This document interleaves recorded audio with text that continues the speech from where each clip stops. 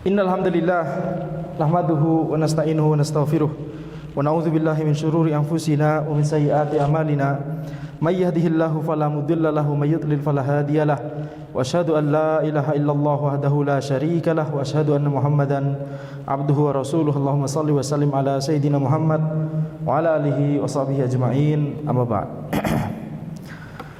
Kita lanjutkan pembahasan dari kitab Syarah Manhajis Salikin karya Syekh Al-Qusayyir hafizahullah taala, di mana kita sampai pada pembahasan Kitabul Hajj, pembahasan masalah haji. Dan di pertemuan sebelumnya sebenarnya kita sudah membahas sebagian hadis Jabir yang panjang tentang hajinya Rasulullah sallallahu alaihi wasallam. Akan tapi karena di pertemuan sebelumnya qadarullah ana mungkin tidak konsen atau bagaimana, ada sedikit kesalahan di satu tempat ya. Jadi mungkin kita ulangi kembali pembahasan hadis Jabir ini sembari insyaallah nanti ada faedah-faedah tambahan ya di tempat-tempat yang lain, dan insyaallah kita koreksi kesalahan yang sebelumnya. Jadi istilamur rukun, entah kenapa ana langsung masuk kepada pembahasan rukun yamani.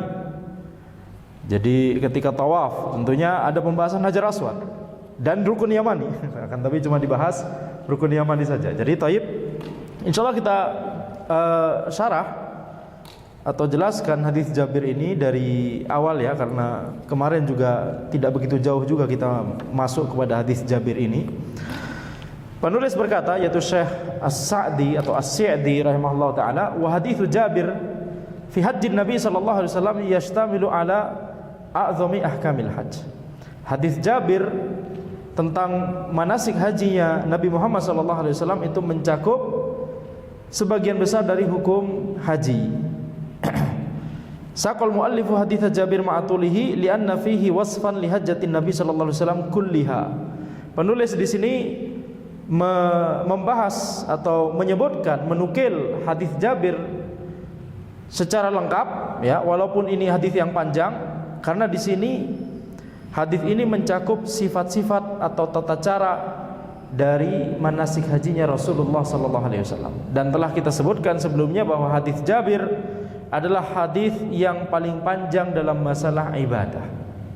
Kalau kita melihat mendaftar hadis-hadis yang ada dalam masalah ibadat, maka hadis Jabir adalah hadis yang paling panjang. Dan di dalamnya disebutkan tentang tata cara manasik haji Rasulullah sallallahu alaihi wasallam secara lengkap, mulai dari Nabi Muhammad sallallahu alaihi wasallam berangkat dari Madinah, kemudian sampai beliau selesai ya prosesi atau yakni ibadah haji beliau sallallahu alaihi wasallam.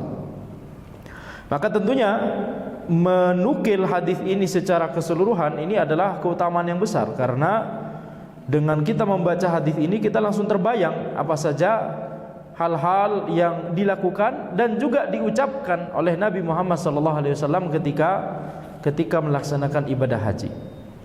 Wa huwa marwahu Muslim an Jabir bin Abdullah radhiyallahu anhuma. Ini adalah hadis yang diriwayatkan oleh Muslim dari Jabir bin Abdullah radhiyallahu anhuma. Hadis ini cuma diriwayatkan oleh Muslim, tidak diriwayatkan oleh Al-Bukhari. Tapi sudah cukup untuk kita menyimpulkan bahwa hadis ini adalah hadis yang sahih ya. Anna Nabiy sallallahu alaihi wasallam makatha fil Madinah 9 sinin lam yahujja thumma adzana fin nasi fil ashirah.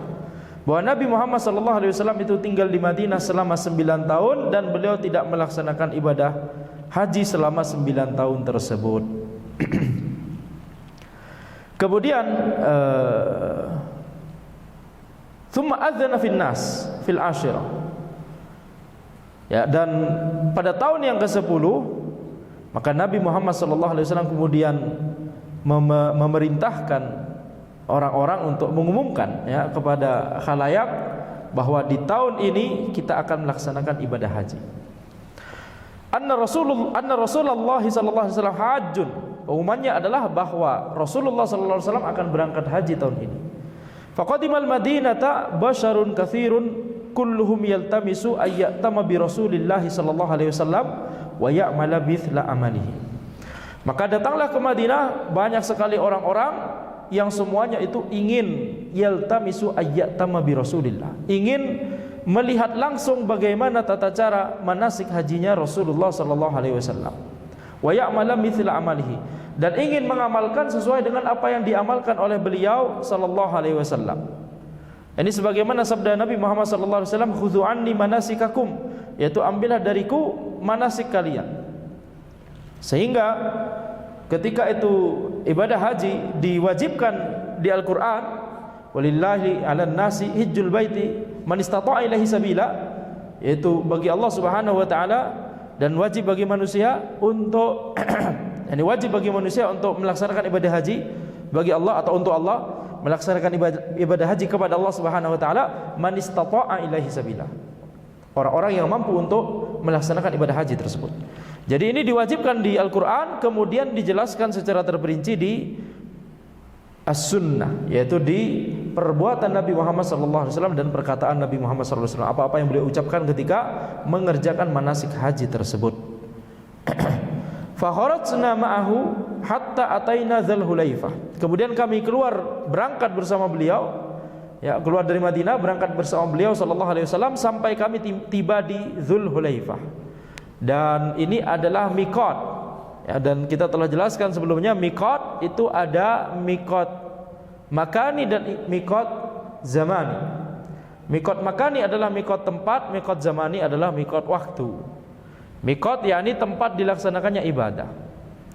Jadi miqat zamani yaitu kapan dilaksanakan ibadah haji, yakni ashhurul hajj, bulan-bulan haji, yaitu Syawal, Dzulqa'dah dan Ashru Dzulhijjah, yaitu 10 hari Dzulhijjah, 10 hari yang pertama. Jadi ini adalah yakni miqat zamani.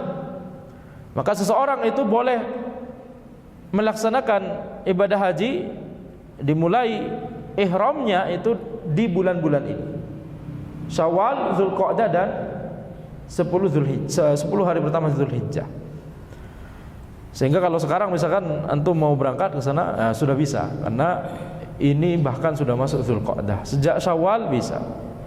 Tapi kalau misalkan seseorang itu ihramnya mulai dari Ramadan misalkan, sekalian yakni umroh ketika Ramadan, kemudian langsung itu ya haji gitu ya, misalkan tamattu atau qiran misalkan, maka tidak bisa. Para ulama ada khilaf di situ, tapi pendapat yang lebih cenderung adalah tidak bisa, karena al-hajju asyhurun ma'lumat. Haji itu memiliki bulan-bulan yang telah diketahui, yaitu Syawal, Dzulqa'dah dan 10 hari pertama Dzulhijjah. Sehingga tidak bisa kalau misalkan yakni itu diawali dari sebelum Syawal, misalkan Ramadan. Taib.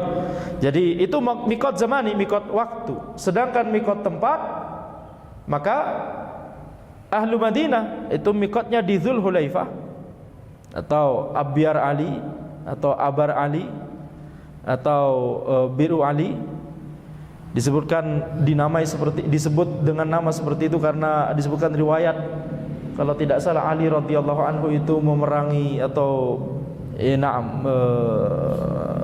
memerangi jin ya di situ, akan tapi itu riwayat yang dhaif, Allahu a'lam. Jadi ala kulli hal nama tempatnya adalah Dzul Hulaifah.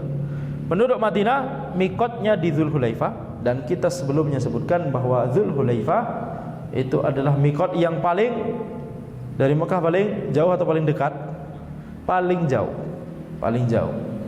Dan ini tentunya adalah keutamaan, karena semakin seseorang itu semakin lama dalam kondisi ihram, karena ihram dimulai dari miqat. Jadi semakin lama dia berada dalam kondisi ihram, maka tentunya dia semakin lama berada dalam kondisi ibadah. Jadi Dzul Hulaifah adalah miqat yang paling jauh dari Makkah. Kemudian setelah itu, setelah miqat ini Dzul Hulaifah, ada juga Al-Juhfah, yaitu miqat untuk ahli Syam wa Misr wal Maghrib, penduduk Syam, Mesir, Maroko, yaitu lewatnya di Al-Juhfah atau miqatnya di Al-Juhfah. Kemudian setelah itu miqatnya penduduk Yaman ya Lamlam. Miqatnya penduduk Yaman ya Lamlam. Miqatnya penduduk Najd Qarnun, yaitu Qarnul Manazil. Qarnul Manazil. Dan miqatnya ahli masyriq, Irak, Khurasan dan seterusnya, itu Dzatu Irqin. Dzatu Irqin. Dan Dzatu Irqin adalah miqat yang diperselisihkan oleh para ulama. Apakah ini miqat yang ditetapkan oleh Rasulullah sallallahu alaihi wasallam atau oleh Umar radhiyallahu anhu? Maka ala kulli hal, apapun kemungkinannya, maka itu sama-sama miqat yang bisa diamalkan, karena Umar radhiyallahu anhu adalah salah satu dari al-khulafa ar-rasyidin yang sunnahnya juga harus kita ikuti. Taib. Jadi Dzulhulaifah, Al-Juhfah, Yalamlam, Qarnul Manazil dan Dzatu Irqin. Nah itu wahiyya li ahliha wa liman marra 'alaiha min ghairihim. Mikot-mikot tersebut untuk para penduduk yang daerahnya disebutkan tadi, Dzulhulaifah penduduk Madinah, kemudian Al-Juhfah penduduk Syam, Mesir, Maroko, kemudian Yalamlam penduduk Yaman, Qarnul Manazil penduduk Najd, seperti dari Riyadh misalkan ya, naik haji naik pakai mobil, masya Allah, bayangkan coba. Naik haji motoran misalkan, masya Allah, nggak kebayang oleh kita, betul tidak? Ya walaupun yang anda bahas sebelumnya sudah mulai bisa terbayang, tapi harus nyebrang dulu ke Malaysia, habis itu naik motor dari Malaysia nyampe ke Saudi insya Allah. Nah, jadi itu Qarnul Manazil, kemudian Dzatu Irqin untuk Ahlul Masyriq, penduduk dari Al-Masyriq, yaitu misalkan Irak, Khurasan dan seterusnya. Itu mikot untuk penduduk di sana, dan mikot bagi orang-orang yang melewati daerah tersebut walaupun bukan penduduk daerah tersebut. Jadi misalkan penduduk Najd, tapi kalau misalkan dia kebetulan ketika sedang berkunjung ke rumah keluarganya di Madinah misalkan, kemudian baru kepikiran, oh iya ya, masya Allah enak juga kalau melaksanakan ibadah haji sekarang, maka mikotnya di Dzulhulaifah, nggak perlu balik ke Qarnul Manazil, karena mikotnya penduduk Najd Qarnul Manazil, nggak perlu ke situ. Tapi ya karena dia niatnya dari kepikirannya dari Madinah, maka khalas dia berangkat dari Madinah, ketika sampai Dzulhulaifah dia ihram di situ. Dan yang dimaksud ihram adalah yakni niat masuk ke dalam kondisi ihram. Adapun pakaian ihram, maka ya itu boleh untuk dikenakan sebelumnya, boleh untuk dikenakan sebelum mencapai mikot, boleh dikenakan sebelum mencapai mikot. Kalau memang itu susah, kalau kita baru ganti pakaian di mikot, seperti misalkan ketika itu di pesawat misalkan ya, jadi di pesawat ihramnya, niat ihramnya di pesawat, ketika melewati salah satu daerah mikot, maka baru dia ada pengumuman biasanya sebentar lagi, misalkan begitu ya, masuk mikot, maka meniatkannya di atas pesawat, sehingga mengenakan pakaiannya sebelum itu. Nah kalau misalkan dibutuhkan seperti itu, maka tidak masalah. Jadi intinya adalah niat masuk kondisi ihramnya adalah ketika di mikot. Dan para ulama menjelaskan bahwa tidak boleh untuk niat ihram ini dari sebelum mikot. Seperti misalkan tadi penduduk Madinah, gimana kalau niat ihramnya dari Madinah saja, nggak perlu nunggu ke Dzulhulaifah, karena bukankah dalam kondisi ihram itu kan berarti dalam kondisi ibadah, memperlama kondisi ibadah itu bukankah kebaikan? Pertanyaan ini pernah diajukan kepada Imam Malik rahimahullah, dan beliau berkata tidak boleh, aku khawatir akan terjadi fitnah kepadamu, fitnah yakni musibah ya. Maka kemudian orang tersebut bertanya, ayu fitnatin fi dzalik, fitnah apa dalam masalah tersebut? Bukankah ini amyal aziduha au kama qala, ini bukankah cuma sekedar ya kilometer tambahan yang aku tambah dalam kondisi ihram, harusnya dari Dzulhulaifah tapi dari Madinah misalkan. Maka Imam Malik rahimahullah berkata, fitnah apa yang lebih besar daripada seseorang menganggap sesuatu itu lebih baik daripada apa yang dilakukan oleh Nabi Muhammad sallallahu alaihi wasallam. Ya, jadi ini prinsip yang agung yang sebagaimana yang kita tahu, prinsip ini banyak digunakan oleh para ulama untuk menjelaskan mana sunnah, mana bid'ah, mana yang boleh, mana yang tidak boleh dan seterusnya. Lau kana khairan la sabaquna ilaih. Kalau itu adalah kebaikan, maka sungguh para generasi terdahulu akan lebih cepat mengerjakannya, lebih pertama kali mengerjakannya daripada kita. Taib. Jadi ini poin tentang mikot. Jadi kami berangkat bersama Rasulullah sallallahu alaihi wasallam sampai kami tiba di Dzulhulaifah, fawaladat Asma bintu Umais Muhammad bin Abi Bakar. Maka kemudian Asma bintu Umais itu melahirkan Muhammad bin Abi Bakar. Ini yang mungkin belum dijelaskan di penjelasan sebelumnya. Ini adalah istrinya Abu Bakar. Istrinya Abu Bakar. Nah, pada saat itu beliau melahirkan, ketika di Dzulhulaifah beliau melahirkan Muhammad, yakni Muhammad bin Abi Bakar As-Siddiq radhiyallahu anhum ajma'in. Kalau tidak salah Asma ini sebelumnya adalah istrinya Ja'far, tapi harus dicek dulu ya. Dan setelah itu menjadi istrinya Ali, wallahu alam. Tapi pada saat ini istrinya Abu Bakar radhiyallahu anhu dan melahirkan Muhammad bin Abi Bakar. Di sini faedah bahwa kita lihat bagaimana Asma bintu Umais, walaupun beliau itu sudah ada tanda-tanda mau melahirkan sejak berangkat dari Madinah, tapi beliau tetap berangkat bersama rombongannya Rasulullah sallallahu alaihi wasallam. Sehingga kemudian akhirnya beliau melahirkan di Dzulhulaifah. Ini menunjukkan bagaimana semangat Asma bintu Umais walaupun beliau sedang hamil, bahkan mendekati melahirkan. Coba bayangkan, beliau mau safar bersama rombongan Rasulullah sallallahu alaihi wasallam. Ini kloter hajinya Rasulullah sallallahu alaihi wasallam. Semuanya ingin ikut. Masya Allah. Berbeda dengan orang-orang sebagian orang di zaman ini yang ada sedikit masyaqqah saja, ada sedikit halangan saja, sudah merasa, oh ini haji belum wajib bagi saya. Haji belum wajib bagi saya. Ada sedikit kesulitan saja, wah belum wajib lah. Tahun depan aja lah, misalkan. Atau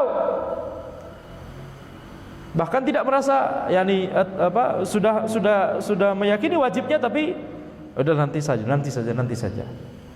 Ditunda-tunda.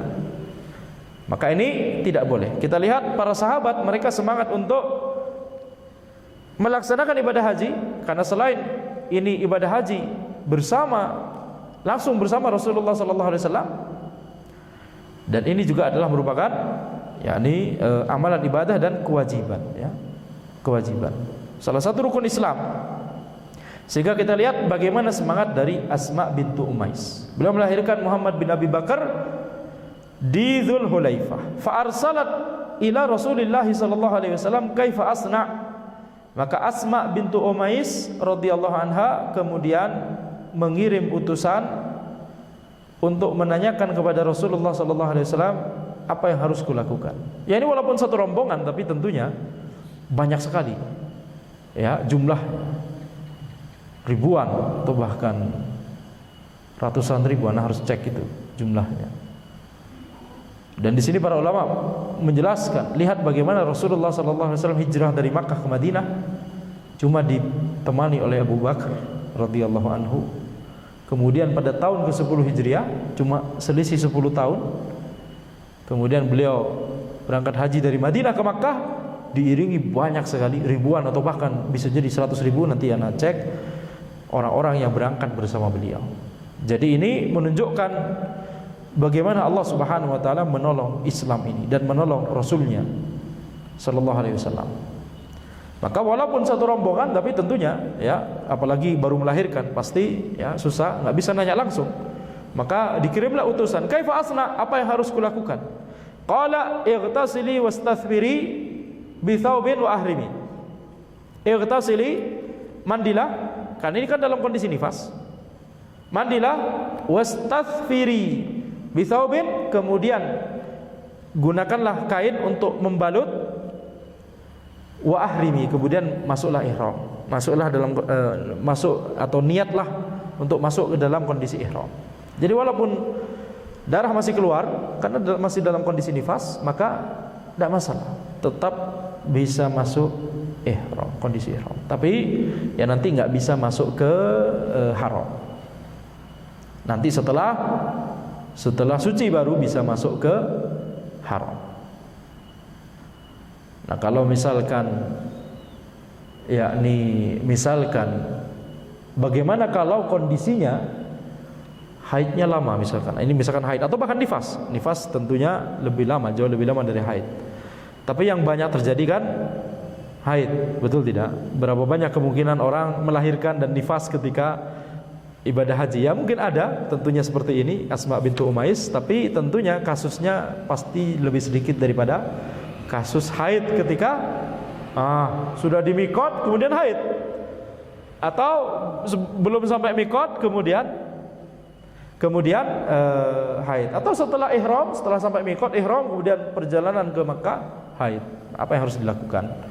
Maka tentunya tadi nggak bisa masuk kecuali setelah suci. Nah, kalau misalkan lama keluar darahnya sehingga khawatirnya ini bersama rombongan, dan tentunya kita bayangkan kalau jamaahnya itu dari Indonesia, berarti misalkan ya, kan dia bersama rombongan, bersama ada tiket pesawat dan seterusnya.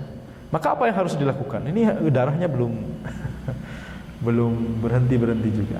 Maka para ulama mengatakan yang pertama adalah kalau masih bisa menunggu di situ sampai selesai darahnya, ya maka lakukan. Tapi kalau misalkan ini sudah mau pergi, sudah mau balik lagi ke negara asalnya rombongannya, maka balik lagi. Kemudian kalau darahnya sudah berhenti, balik ke Mekah lagi.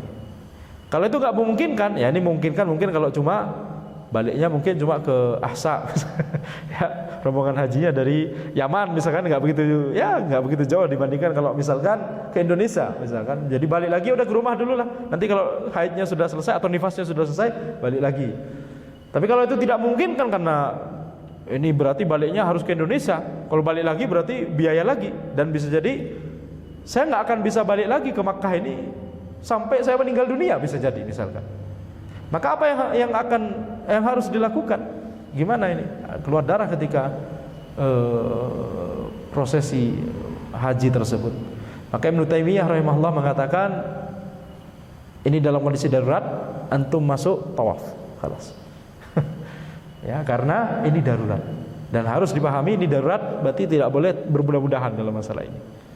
Jadi harus melakukan hal-hal yang sebelumnya disebutkan, baru kalau nggak bisa berikutnya, kalau nggak bisa baru yang darurat ini.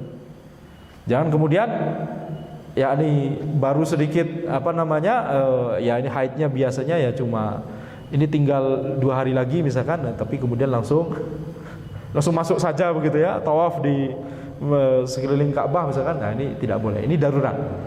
Taib. Itu nanti saja insyaallah perinciannya, karena di sini setelah penulis menjelaskan hadis ini penulis akan membahas rukun haji, wajib haji dan seterusnya. Jadi itu nanti insyaallah kita bahas lagi. Fa shalla Rasulullah sallallahu alaihi wasallam fil masjid. Maka Rasulullah sallallahu alaihi wasallam salat di masjid, yakni di miqat di Dzulhulaifah tersebut, salat di masjid. Kemudian nanti baru talbiyah, yakni masuk dalam kondisi ihram. Sehingga di sini para ulama menjelaskan bahwa disunahkan bahwa ihram itu setelah sholat. Nah, di sini ada pembahasan di sini sebenarnya. Apakah ihram itu disunahkan setelah sholat, atau apakah ada sholat khusus? Ya, ini sebelum seseorang itu meniatkan ihram. Bedanya apa? Bedanya adalah kalau kemungkinan yang kedua, dia harus menyengaja sholat khusus tersebut, sholat yang disunahkan untuk sebelum ihram tersebut. Tapi kalau kondisi yang pertama nggak perlu. Misalkan dia sampai Dzulhulaifah, ternyata jamaah sholat zuhur misalkan, ya sudah, dia jamaah sholat zuhur, itu kan sudah sholat kan berarti. Bisa langsung kemudian niat ihram. Jadi nggak perlu sholat sunnah lagi gitu maksudnya. Ya kalau mau sholat sunnah, ya ini sholat sunnah rawatib setelah zuhur, ya sudah. Tapi maksud ana adalah tidak ada sholat khusus. Itu kalau kemungkinan pertama, dan ana cenderung pada kemungkinan pertama. Jadi yang disunahkan adalah niat ihram itu setelah sholat. Bisa sholat wajib, bisa sholat sunnah seperti sunnatul wudu atau sholat duha misalkan, atau sholat sunnah mutlak, atau bisa juga sholat sunnah mutlak. Nah, jadi di sini perbuatan Nabi Muhammad SAW, beliau sholat dulu, kemudian baru thumma raqibal qaswa hatta idza stawat bihi naqatuhu 'alal baida ahalla bit tauhid. Kemudian beliau menaiki al-qaswa. Al-qaswa salah satu unta beliau memiliki 3 unta, salah satunya namanya al-qaswa. Beliau menaiki al-qaswa. Kemudian ketika unta betina ini naqah sampai di daerah yang disebut al-baida, maka beliau kemudian ahalla bit tauhid, mengucapkan kalimat tauhid, yakni talbiyah, kalimat talbiyah, mengucapkan kalimat talbiyah, ahalla bit tauhid. Mengapa secara spesifik Jabir bin Abdullah radhiyallahu anhu yang menyebutkan hadis ini, yang menceritakan yakni hadis ini, meriwayatkan hadis ini, mengapa beliau menyebutkan secara khusus ahalla bit tauhid? Karena di zaman jahiliyah kalimat talbiyah itu dicampuri dengan kalimat yang ada kesyirikan. Labbaik Allahumma labbaik, labbaik la syarika labbaik la syarika lak labbaik, illa syarikan huwalak tamlikuhu wa malak. Ya, labbaik Allahumma labbaik, labbaik la syarika lak labbaik, illa syarikan huwalak tamlikuhu wa malak. Jadi ada tambahan illa syarikan huwalak tamlikuhu wa malak. Jadi makna dari kalimat talbiyahnya menjadi labbaik la syarika lak labbaik. Ya Allah, labbaik maknanya adalah yakni kami siap, aku siap untuk melaksanakan perintahmu ya Allah. La syarika laka, tidak ada sekutu bagimu ya Allah.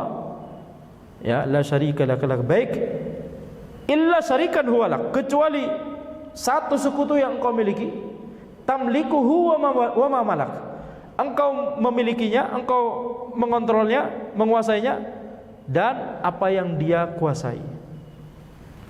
Ada 2 kemungkinan makna dari kalimat tersebut, ya, ini belum dijelaskan di penjelasan sebelumnya ya. Illa syarikan huwalak tamlikuhu wa ma malak. Ma di situ wa ma malak, ma di situ itu ada 2 pengertian makna kata para ulama. Bisa ma tersebut mausulah, bisa ma tersebut nafiyah. Apa maksudnya? Ini istilah bahasa Arab. Maksudnya adalah bisa maknanya tamlikuhu wa ma malak, engkau ya Allah memiliki, menguasai satu sekutumu tersebut, itu masuk dalam kalimat tersebut. La syarikalak illa syarikan huwalak tamlikuhu wa malak. Tidak ada sekutu bagimu ya Allah, ya Allah. Ya, ini zahirnya adalah dari zamannya Nabi Ibrahim, Nabi Ismail alaihissalam. Kalau sampai di situ saja, karena ini kalimat tauhid. Tapi tambahannya ini ditambahi oleh orang-orang, ya, orang-orang jahiliyah, orang-orang kafir jahiliyah, yaitu illa syarikan huwalak, kecuali satu sekutu yang engkau miliki, engkau memilikinya dan apa yang dia miliki, atau engkau memilikinya tapi dia tidak memilikimu. Jadi ketika Nabi Muhammad SAW itu yakni mengucapkan kalimat talbiyah ini, beliau tidak mengucapkan tambahan yang ditambah oleh orang-orang kafir jahiliyah, orang-orang musyrik jahiliyah. Labbaik Allahumma labbaik, labbaik la syarika lak labbaik, innal hamda wan ni'mata laka wal mulk la syarika lak. Innal hamda wan ni'mata laka wal mulk, sungguhnya pujian dan nikmat itu adalah milikmu ya Allah. Semuanya itu pujian, itu semuanya adalah milikmu, ya. Satu-satunya zat yang berhak untuk mendapatkan seluruh pujian itu hanyalah Allah Subhanahu wa taala. Kemudian nikmat itu adalah milikmu juga. Tidaklah nikmat yang kita dapatkan itu kecuali dari Allah Subhanahu wa taala. Wal mulk, demikian pula kerajaan alam semesta ini juga milikmu ya Allah. La syarikalah, tidak ada sekutu bagimu. Jadi di sini kita lihat ini menggabungkan tauhid rububiyah, uluhiyah dan asma wa sifat dalam satu kalimat talbiyah. Tauhid rububiyah dalam yang mana? Dalam kalimat yang mana?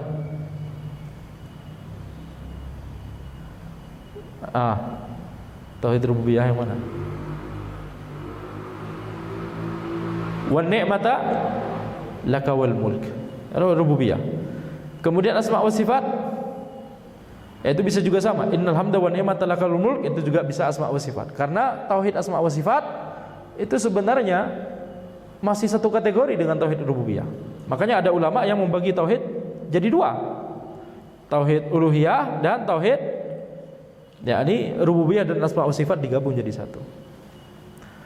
Dan tauhid uluhiyahnya tentunya jelas la syarikalak. Ini adalah menjelaskan tauhid uluhiyah, tidak ada sekutu bagimu ya Allah. Wa ahalan nasu bihadzal ladzi yuhilluna bihi. Kemudian orang-orang itu mengucapkan kalimat talbiyah dengan kalimat-kalimat yang mereka ucapkan. Falam yarudda Rasulullah sallallahu alaihi wasallam alaihim syai'an minhu.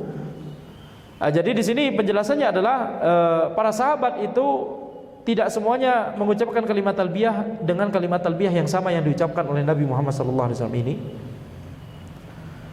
Dan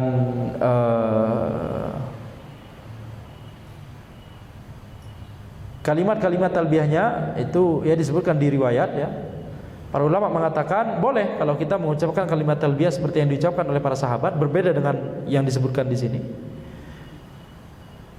Seperti misalkan labbaik Allahu wa sa'daik dan seterusnya. Tapi tentunya yang paling afdal adalah talbiyahnya, kalimat talbiyahnya Rasulullah sallallahu alaihi wasallam. Falam yarudda Rasulullah sallallahu alaihi wasallam alaihim syai'an minhu. Beliau tidak mengkritisi dan juga tidak menjawab, yakni tidak menjawab maksudnya tidak ikutan mengucapkan kalimat talbiyah yang diucapkan oleh para sahabat. Beliau melazimi kalimat talbiyah yang beliau ucapkan, yang baru saja kita baca. Ya, jadi labbaik Allahumma labbaik, labbaik la syarika laka laka labbaik. Yani yakni sampai sini yang disebutkan tadi ya, yang setelah ini tambahannya yang ditambahkan oleh orang-orang Arab jahiliyah. Tapi kemudian Nabi Muhammad SAW bersabda, innal hamda wan ni'mata laka wal mulk la syarika lak. Ya. Qala Jabir, lasna nanwi ilal hajjah. Kami tidak berniat pada saat itu kecuali haji. Lasna na'riful umrah, kami tidak mengetahui umrah. Jadi pada saat itu para sahabat belum mengetahui tentang umrah. Mereka cuma meniatkan haji. Hatta idza atainal baita ma'ahu istalama ar-rukna fatafa sab'an.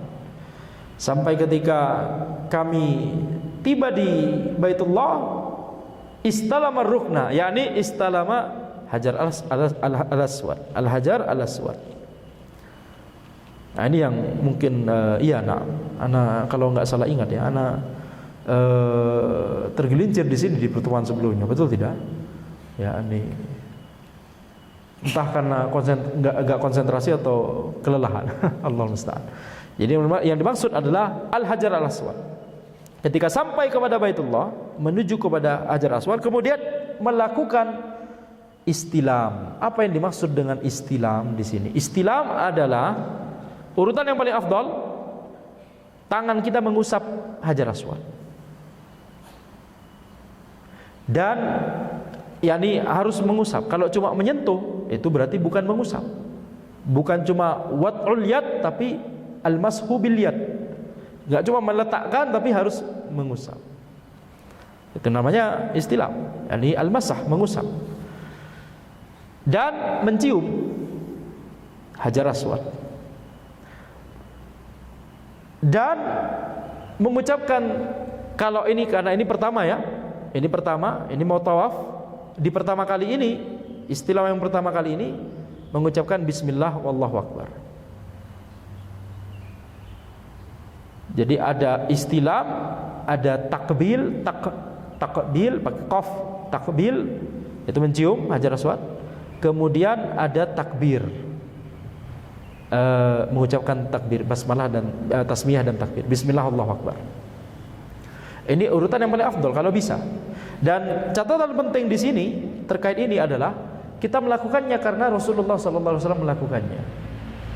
Bukan dalam rangka untuk mencari keberkahan dari Hajar Aswad seperti yang dilakukan orang, misalkan setelah mengusap Hajar Aswad kemudian diusapkan ke badannya begini misalkan, diusapkan ke anaknya gitu ya. Itu bid'ah.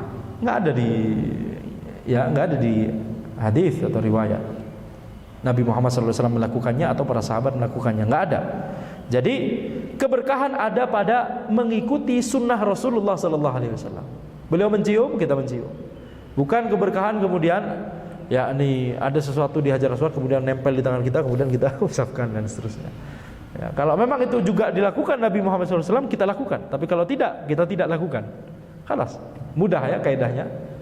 Nah, karena Nabi Muhammad SAW mencium Hajar Aswad, maka kita juga menciumnya.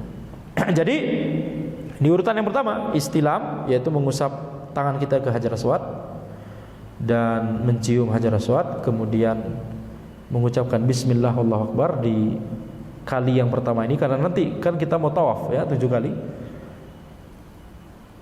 Dan ketika kita misalkan mau melakukan ini, ya ini kita katakan paling afdol, betul tidak? Ada yang urutan kedua, tingkatan kedua, yaitu apa? Yaitu kita cuma bisa istilam, mengusap, tapi nggak bisa mencium. Namanya kan berdesak-desakan, betul tidak? Maka kita cium tangan kita. Habis itu Bismillah Allahu Akbar, kemudian tawaf, lanjut. Ini yang kedua. Yang ketiga adalah ini khusus bagi orang yang, yakni orang yang berkendara misalkan. Ya bisa pakai, misalkan tawafnya pakai unta misalkan. Maka pakai tongkatnya diusapkan ke Hajar Aswad, istilam dengan tongkat, kemudian dicium tongkatnya, kemudian tawaf. Tapi kalau jalan kaki ya maka pakai tangan. Nah kalau nggak bisa karena saking berdesak-desakan sehingga dia nggak bisa bahkan untuk istilam mengusap Hajar Aswad, maka dari jauh memberikan isyaratnya cukup dengan tangan kanan. Ya, ini bukan tangan kiri. Demikian pula mengusap dengan tangan kanan, bukan dengan tangan kiri. Ya, karena dalam masalah yang itu merupakan masalah yang takrim, memuliakan, maka kita menggunakan tangan kanan. Nah, jadi kalau isyarat itu cukup dengan satu tangan, nggak perlu dua tangan. Allahu Akbar. Gitu ya.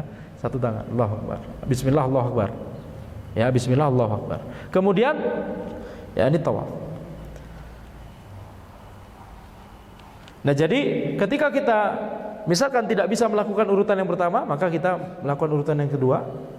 Kalau nggak bisa melakukan urutan yang kedua, maka kita bisa urutan yang ketiga dan seterusnya. Nah, tidak boleh bagi kita untuk memaksakan. Walaupun tadi kita katakan yang paling afdal tentunya yang pertama, nggak boleh memaksakan sehingga kemudian mengorbankan orang-orang ya, kita pakai sikut untuk begitu ya. Menyingkirkan orang-orang yang ada di hadapan kita dalam rangka untuk mencapai tujuan, yaitu Hajar Aswad, maka ini tidak boleh. Kita nggak boleh menginginkan suatu yang afdal tapi menzalimi orang lain. Ini ya tidak boleh. Taib. Fatafa sab'an, kemudian tawaf 7 kali, faramala thalathan wa masya arba'an. Melakukan romal 3 tawaf yang pertama, kemudian berjalan biasa 4 tawaf yang terakhir. Romal yakni jalan cepat ya, atau lari-lari kecil. Nah, setiap melewati rukun Yamani, ya kan mulainya di Hajar Aswad. Jadi bayangkan kalau ini utara, ini selatan, maka Ka'bah itu agak miring ke barat begini ya. Sisi pilar yang mengarah ke selatan, ke Yaman, rukun Yamani. Sebelah sininya Hajar Aswad, sebelah sininya rukun Iraki, sebelah sininya rukun Syami. Karena ini menghadap ke Irak, ini menghadap ke Syam. Sini menghadap ke Yaman, sini Hajar Aswad. Nah, jadi mulai dari sini kemudian ya melakukan istilam, kemudian apa? Istilam dan takbil, mencium kalau bisa ya tadi.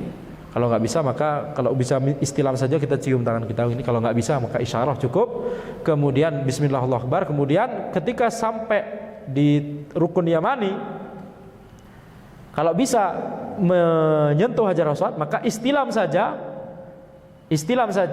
Kalau bisa menyentuh rukun Yamani tersebut, maka istilam saja, yakni mengusap saja tanpa mencium. Kalau tidak bisa menyentuh rukun Yamani, maka nggak ada isyarah, tidak perlu isyarah. Jadi antara antum bisa menuju ke rukun Yamani kemudian mengusap, atau nggak bisa, ya sudah tidak melakukan apa-apa. Ya, di situ ada khilaf di kalangan para ulama. Anda lebih cenderung pada tidak perlu isyarah. Ya, tidak perlu isyarah. Tentunya sembari menyadari bahwa di situ memang ada khilaf. Tayyib itu ketika kita di Rukun Yamani. Kemudian ketika sampai Hajar Aswad, melakukan hal yang sama, tapi kalau tadi kita mengucapkan bismillah wallahu akbar, kita cukup Allahu akbar. Kemudian begitu seterusnya ya sampai tawaf yang ketujuh. Ketika tawaf yang ketujuh, ketika sampai di Rukun Yamani di tawaf yang terakhir ketujuh, ketika sampai di Rukun Yamani maka melakukan hal yang sama seperti tadi di Rukun Yamani. Gimana? Yaitu mengusap Rukun Yamani tersebut, istilam mengusap Rukun Yamani tersebut kalau bisa. Kalau nggak bisa, perlu isyarah? Bisa isyarah? Nggak perlu, betul tidak? Terus ketika sampai di Hajar Aswad itu berarti tawafnya selesai, betul tidak? Ya nggak harus sampai menyentuh Hajar Aswad, tapi maksudnya sampai di arahnya Hajar Aswad itu berarti tawafnya 7 tawaf tersebut sudah selesai dan nggak perlu takbir. Karena takbir itu satu paket dengan istilam, dan istilam di Hajar Aswad itu ketika awal tawaf. Ketika sudah 7 sudah selesai, ya nggak perlu istilam lagi. Kalau nggak perlu istilam maka nggak perlu takbir. Kalau nggak perlu istilam takbir ya nggak perlu isyarah. Ini satu paket. Jadi istilam, takbil mencium kalau bisa, dan takbir dan isyarah ini di awal tawaf, bukan di akhir tawaf.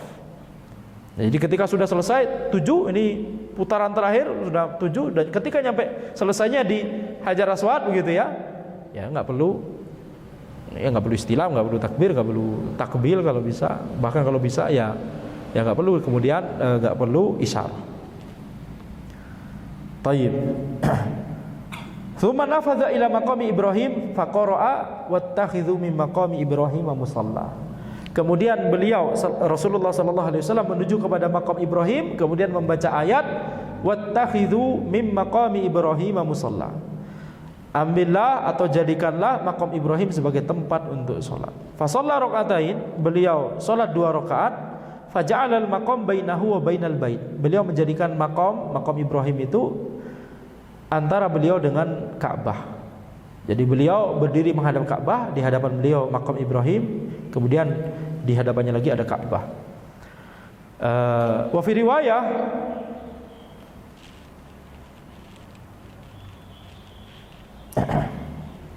ya, makom Ibrahim ini adalah batu yang tempat menjadi pijakan Nabi Ibrahim alaihissalam ketika membangun Ka'bah dahulu ya. Bukan makamnya Nabi Ibrahim alaihissalam. Perlu dijelaskan juga ya, karena ada yang berpikir demikian. Yakni itu makamnya Nabi Ibrahim di Makkah. Sebelah mana? Gitu ya. Itu di makom Ibrahim, jelas-jelas makom Ibrahim. Oh, makom Ibrahim ya, ini tempat pijakannya Nabi Ibrahim alaihissalam. Baik, makom Ibrahim. Sejak kapan makam itu bahasa Arab? Ini makam. Akal kober ya, nih kober bahasa Arabnya kober, bukan makam. Makom ini makom pakai qaf ya, Syekh, pakai qaf. Jadi makom Ibrahim.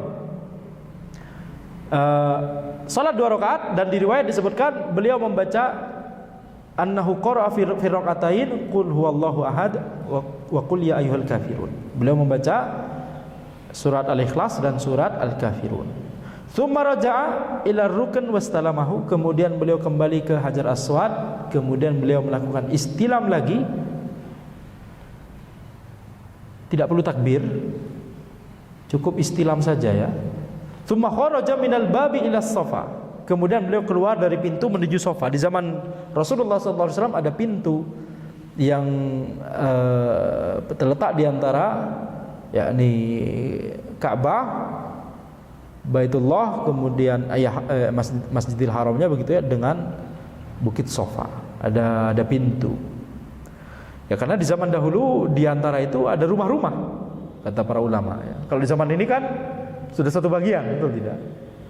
Nah, atau masih ada rumah? Masya Allah, itu berkah sekali kalau rumahnya di situ ya. Ya, di zaman dahulu kan antum lihat, misalkan Masjid Nabawi di zaman dahulu jauh lebih kecil dari yang sekarang.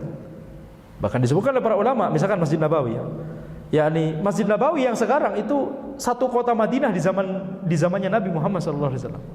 Satu kota Madinah di zamannya Nabi SAW itu adalah luas area Masjid Nabawi sekarang. Coba bayangkan. Jadi antum kalau keliling-keliling di Masjid Nabawi itu sama saja antum keliling kota di kota Madinah di zaman dahulu. Coba bayangkan, Masya Allah. Ya, jadi ya tentunya mengalami perluasan ya, alhamdulillah. Maka beliau keluar menuju Safa, falamma dana minas Safa qara'a. Kemudian ketika mendekati Safa beliau membaca innas Safa wal Marwata min sya'airillah. Sesungguhnya Safa dan Marwah itu termasuk syiar-syiar Allah Subhanahu wa taala.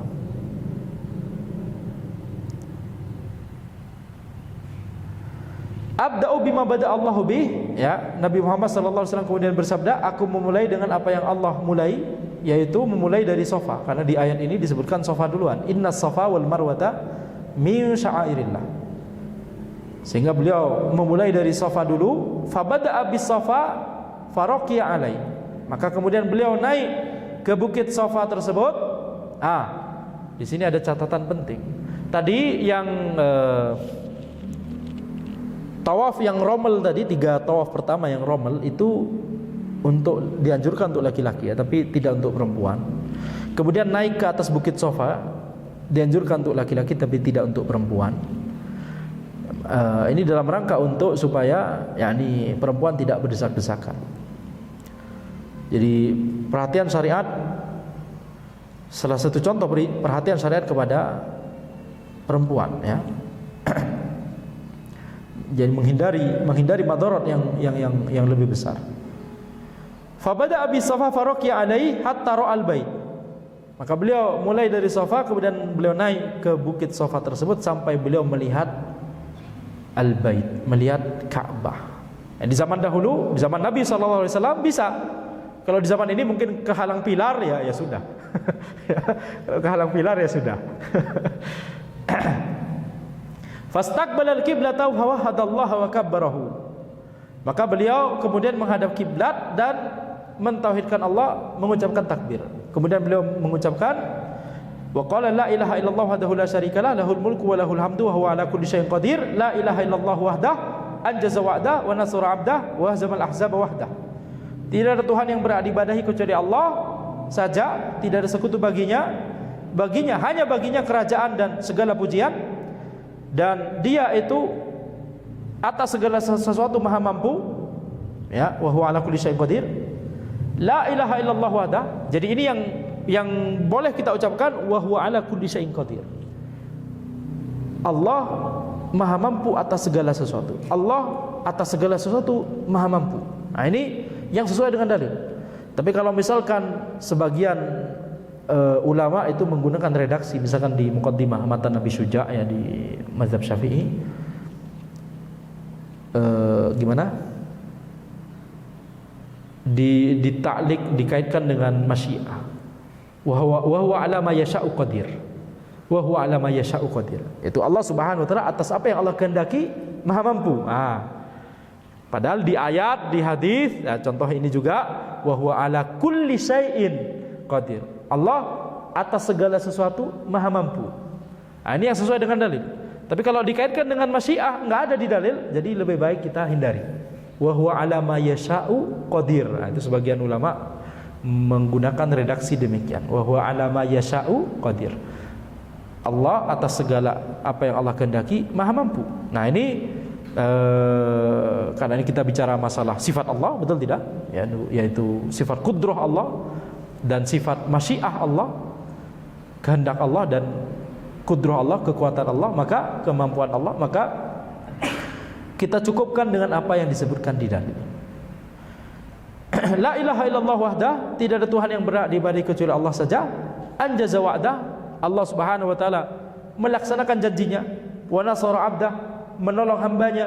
Wa hazamal ahzaba wahdah, dan menghancurkan ahzab, pasukan-pasukan ya, yakni wahdahu, yakni Allah saja itu sendirian mampu untuk menghancurkan pasukan-pasukan yang banyak itu. Ini lafadznya umum, mencakup seluruh pasukan yang mau untuk menghancurkan Islam. Tapi bisa juga dimaknai bermakna khusus, yaitu pasukannya Quraisy di perang Ahzab, Khandaq. Karena itu kan belum terjadi perang, betul tidak? Antum murojaah sirah tidak? Ya masyayikh. Ya, udah lama. Tidak ada terjadi perang di situ, tapi karena dibuat parit atau Khandaq sehingga orang-orang kafir Quraisy dan para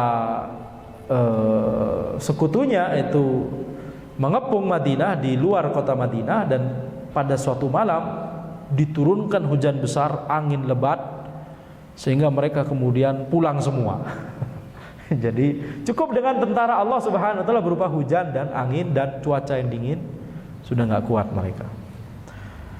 Tsumma da'a baina dzalik, kemudian Nabi Muhammad sallallahu alaihi wasallam berdoa di antaranya, qala mithla hadza thalatha marrat. Kemudian beliau mengucapkan lafaz tadi ya sebanyak 3 kali. Tsumma nazala wa masya ilal marwah, kemudian beliau turun dan jalan menuju Bukit Marwah.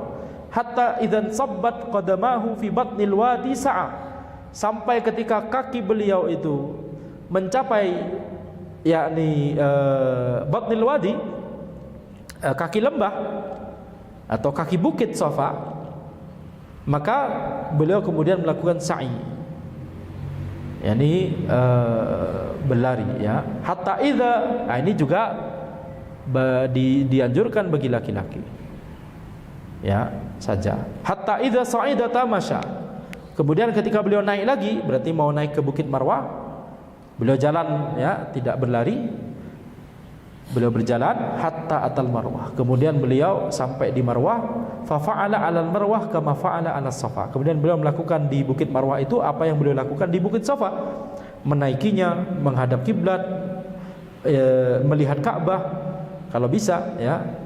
Ya di saat itu Nabi Muhammad SAW bisa melihat Ka'bah di Marwah. Kemudian beliau mengucapkan lafaz doa tadi ya. Hatta kana akhir tawafin 'alal Marwah, sampai akhirnya adalah akhir sa'inya itu adalah di Marwah. Jadi mulai dari Safa ke Marwah ini satu sa'i. Safa ke Marwah satu sa'i.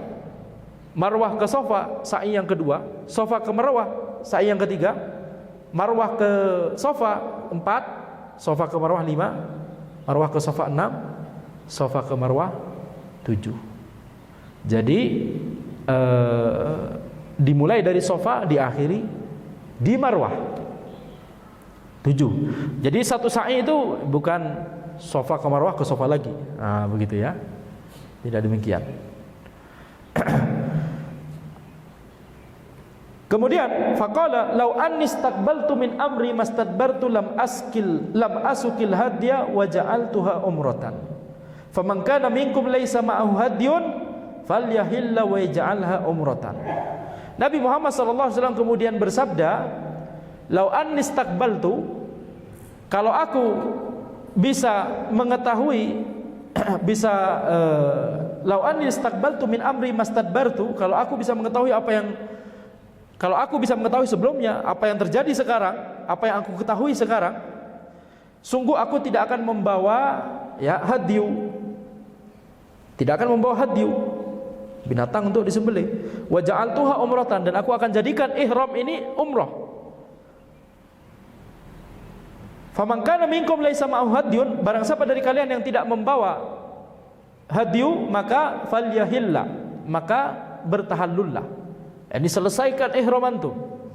Wal yaj'alha umratan, jadikan ini umrah. Jadi maksudnya Nabi Muhammad sallallahu alaihi wasallam memerintahkan para sahabat yang tidak membawa hewan sembelihan untuk tamattu.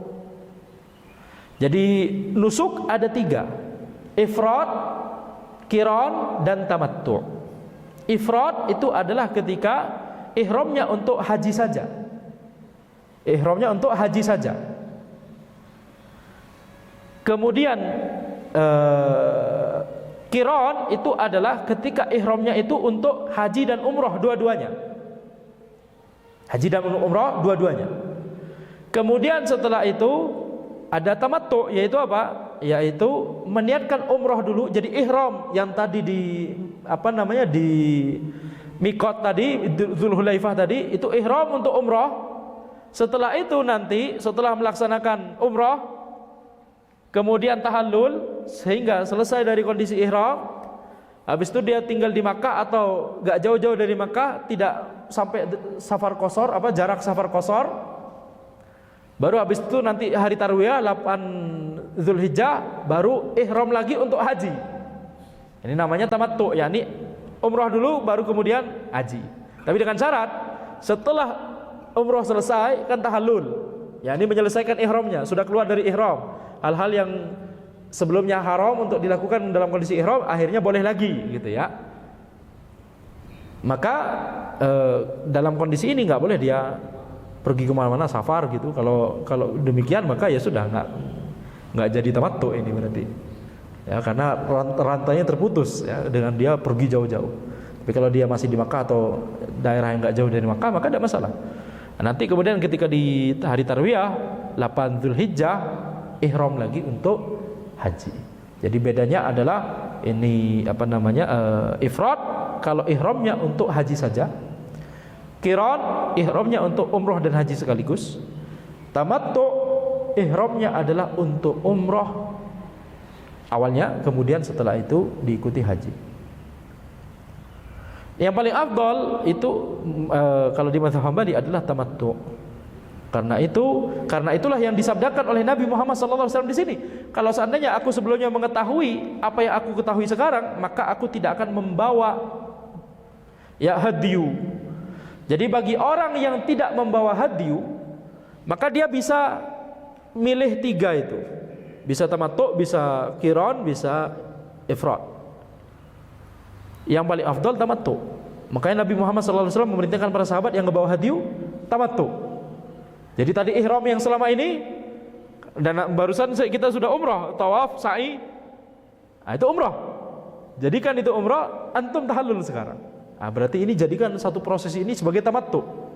Ini yang paling afdal. Karena Nabi Muhammad SAW memerintahkan demikian kepada para sahabat. Jadi orang nggak bawa hadyu, dia bisa milih 3 ini. Tapi yang paling afdal adalah tamattu. Tapi kalau orang tersebut bawa hadyu dari rumahnya misalkan, atau ya nggak harus dari rumahnya. Tapi kalau misalkan dia bawa hadyu, maka dia harus qiran. Makanya Nabi Muhammad SAW di sini beliau qiran. Makanya ketika beliau memerintahkan kepada orang-orang untuk tahallul, sedangkan orang-orang para sahabat melihat Nabi Muhammad SAW tidak tahallul, maka para sahabat kemudian merasa berat. Kan mereka ingin mengikuti apa yang dilakukan oleh Rasulullah SAW. Ya, tapi mengingat ini perintah, ya khalas, maka akhirnya dilakukan oleh para sahabat. Karena Nabi Muhammad SAW sendiri yang memerintahkannya. Jadi di sini kita mengetahui bahwa kalau seseorang itu bawa hadyu, maka dia qiran. Jadi nggak boleh dia tahallul. Langsung lanjut setelah umroh ini, tunggu sampai hari tarwiyah, kemudian ke Mina, begitu ya. Tanpa tahallul di antara keduanya. Tapi kalau dia nggak bawa hadyu, maka ini dia tamattu, yaitu ihramnya tadi yang di Dzulhulaifah itu atau di mikot yang lain itu adalah untuk umrah, kemudian tahallul setelah melaksanakan umrah baru kemudian haji. Nah, di sini para sahabat baru tahu, ada yang namanya umrah. Itu yang baru saja kita lakukan. Itu umrah. Sekarang kita tahallul baru kemudian nanti sampai di hari tarwiyah. Kita lanjut sedikit ya. Faqama Suraqah bin Malik bin Ju'shum, kemudian bangkitlah Suraqah bin Malik bin Ju'shum. Jadi di sini kita lihat, kita baca lagi sabda Nabi Muhammad sallallahu alaihi wasallam, "Lau annistaqbaltu min amri mastadbartu lam asukil hadiya wa ja'altuha umratan." Kalau aku mengetahui apa yang aku ketahui sekarang, kalau aku mengetahui sebelumnya apa yang aku ketahui sekarang, aku tidak akan membawa hadyu dan aku akan menjadikan ini sebagai umrah. Ini berarti apa? Nabi Muhammad sallallahu alaihi wasallam beliau bertekad untuk menjadikan ini tamattu. Makanya Imam Ahmad rahimahullah beliau beristimbat dari sini, di antara 3 nusuk tersebut yang paling utama adalah tamattu. Faman kana minkum laisa ma'ahu hadyun falyahilla wa yaj'alha umratan. Barang siapa di antara kalian yang tidak membawa hadyu, maka bertahallullah dan jadikanlah ini sebagai umrah. Maka bangkitlah Suraqah bin Malik bin Ju'shum faqal ya Rasulullah ali amina hadza am li abad. Wahai Rasulullah, apakah untuk tahun ini saja atau untuk selama-lamanya? Fashabbaka Rasulullah sallallahu alaihi wasallam asabi'ahu wahidatan fil ukhra. Kemudian Nabi Muhammad sallallahu alaihi wasallam memasukkan jari-jarinya di sela-sela yang lain begini, begitu ya, menyela jari-jari beliau. Wa qala dakhalatil umrah fil hajj marratain. Umrah itu sudah masuk ke dalam haji 2 kali. La bal li abad. Tidak, akan tapi ini untuk selama-lamanya, li abadi abadin. Ya, ini maksudnya adalah tamattu seperti ini. Ini apakah memang bisa cuma untuk tahun ini atau bisa untuk selamanya? Selamanya bisa. Makanya itulah yang disabdakan oleh Nabi Muhammad SAW. Jadi Suraqah bertanya, ini tata cara seperti ini, kita ihram sama-sama tadi, tapi kemudian selesai tahallul, ihramnya diselesaikan, kemudian nanti ihram lagi untuk haji. Apakah ini untuk tahun ini, apakah untuk selamanya? Kata Nabi SAW, untuk selama-lamanya. Memang begitu syariatnya, bukan kondisi yang cuma berlaku tahun ini saja. Wa qadima Aliun minal Yaman bi budnin Nabi sallallahu alaihi wasallam. Kemudian tibalah Ali dari Yaman dengan membawa unta-unta Nabi Muhammad sallallahu alaihi wasallam. Fawajada Fatimah mimman halla. Kemudian Ali melihat Fatimah, istri beliau, putri Nabi sallallahu alaihi wasallam, termasuk orang yang sudah selesai ihram, sudah dalam kondisi sudah selesai tahallul. Wa labisat thiyaban sabighan, dan Fatimah karena dalam kondisi sudah selesai dari ihram, beliau mengenakan pakaian yang dicelup, yakni berwarna begitu, berhias. Waqtahalat, kemudian mengenakan celak. Ya, ini pakaian berwarna di sini maksudnya zahirnya ya di hadapan suami beliau ya Ali radhiyallahu anhu. Waqtahalat, kemudian beliau mengenakan celak. Fa ankara dzalika 'alaiha, kemudian Ali mengingkari hal tersebut. Faqalat, kemudian Fatimah berkata, inna abi amaroni bihadza, ayahku memerintahkan hal ini. Wah, masya Allah ya, bisa menyebut Rasulullah sallallahu alaihi wasallam inna abi amaroni bihadza, sungguhnya ayahku memerintahkan demikian. Qal fakana Aliun yaqulu bil Iraq, kemudian Ali meriwayatkan, ketika meriwayatkan hal ini ketika di Irak, kata Jabir, Ali menceritakan kepada Jabir ketika Ali di Irak, fadhahabtu ila Rasulillah sallallahu alaihi wasallam muharrishan ala Fatimah lilladzi sana'at. Aku kemudian pergi kepada Rasulullah sallallahu alaihi wasallam untuk mengadukan apa yang diperbuat oleh Fatimah. Mustaftiyan li Rasulillah sallallahu alaihi wasallam fi ma dzakarat anhu. Meminta fatwa kepada Rasulullah sallallahu alaihi wasallam apakah yang disebutkan oleh Fatimah itu benar. Jadi Ali juga kaget, betul tidak? Karena beliau itu baru sampai, para sahabat sudah pada tahallul, melihat ini orang-orang kok pada, istri beliau sendiri pakai celak dan seterusnya, berhias. Ini gimana ini? Bukankah dalam kondisi ihram? Ali bingung, makanya beliau menghadap kepada Rasulullah SAW meminta ilmu, ya, meminta ilmu dalam masalah ini. Fa akhbartuhu anni angkartu 'alaiha. Kata Ali, aku mengabarkan kepada Rasulullah SAW bahwa aku mengingkari Aisyah, mengingkari Fatimah. Faqal sadaqat. Nabi Muhammad SAW bersabda, dia berkata benar, Fatimah berkata benar. Madza qulta hina faradtal hajja. Tapi kemudian Rasulullah SAW nanya kepada Ali, apa yang engkau niatkan, apa yang engkau katakan ketika engkau meniatkan haji? Maka Ali berkata, qala qultu Allahumma inni uhillu bima ahalla bihi rasuluk. Aku yakni berniat dengan apa yang diniatkan oleh Rasulmu. Aku niat ihramnya adalah seperti yang diniatkan oleh Rasulmu. Maka akhirnya kemudian Nabi Muhammad sallallahu alaihi wasallam bersabda, fa inna ma'iyal hadya fala tahilla. Maka aku bawa hadyu, maka engkau berarti jangan tahallul. Karena engkau niatnya sama seperti yang aku niatkan. Aku kiron, antum berarti kiron juga. Begitu. Berkata kepada Ali demikian. Qal qultu Allahumma in qal fakana jama'atul hadi alladzi qadima bihi Aliun minal Yaman walladzi ata bihi Nabi sallallahu alaihi wasallam mi'ah.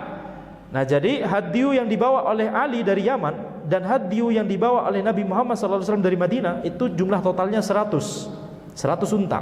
Qal fahallan nasu kulluhum, maka akhirnya manusia seluruhnya yakni tahallul, qassaru, ya, motong rambut mereka, illa Nabi sallallahu alaihi wasallam man kana ma'ahu hadyun, kecuali Nabi sallallahu alaihi wasallam dan orang-orang yang mereka membawa hadiyu. Falamma kana yaumut tarwiyah tawajjahu ila Mina. Nah, ketika pada hari tarwiyah 8 Zulhijjah, mereka kemudian menuju Mina.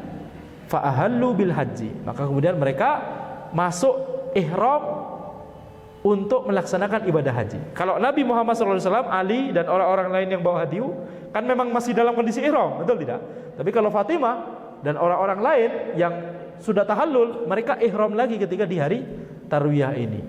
Ya, ketika sebelum menuju ke Mina. Insyaallah ini kita jelaskan di pertemuan berikutnya ya, karena ini sudah masuk fase tarwiyah dan seterusnya sampai selesai. Insyaallah kita lanjutkan di pertemuan berikutnya.